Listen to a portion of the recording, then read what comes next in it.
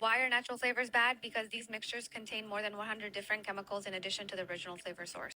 Why are accounts and videos like this bad? Because they use false reasoning like this to scare you about perfectly safe foods. So yes, flavors can be made up of many different chemical compounds. I've talked about flavors quite a bit on my page, but everything we consume is made up of chemical compounds. The tomatoes that are in this salsa are made up of hundreds of different chemical compounds. Many different components in this salsa are made up of hundreds of different chemical compounds. Natural fruits and vegetables have chemical compounds in them that make up the flavor. And so when you're creating a flavor to add to a food, yes, of course, it's going to have many different chemical compounds to mimic a certain flavor or enhance a certain flavor in a food.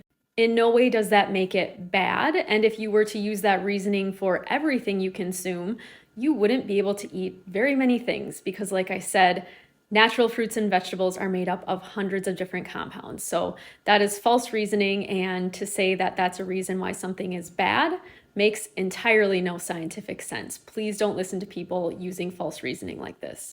If you prefer a salsa without a natural flavor in it, it's listed right on the ingredient panel. You can avoid that, but that doesn't make it bad.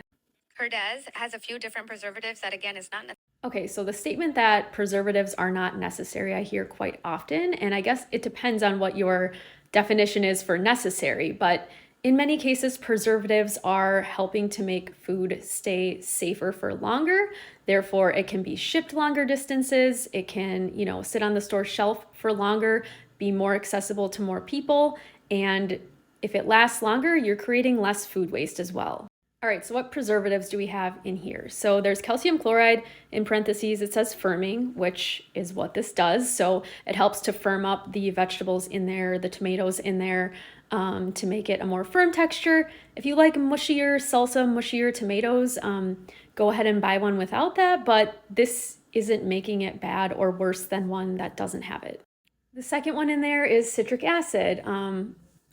Obviously, this one isn't bad because if you're eating salsa, you're already getting a lot of citric acid that's naturally present in the tomatoes. A little bit additional might be added to decrease the pH, again, for longer shelf life. Controlling for the pH is going to help prevent microbial growth, which can help it last longer. So in actuality, if the pH wasn't low enough, this could potentially grow bacteria that could be very harmful. Ironically, the one she's recommending that she says doesn't have any of these flavors or preservatives has lemon juice in it. Lemon juice has citric acid. You are adding citric acid like this in the form of lemon juice as a preservative. Not to mention the lemon juice contains more chemical compounds than just the citric acid. Does that make it worse or bad? No.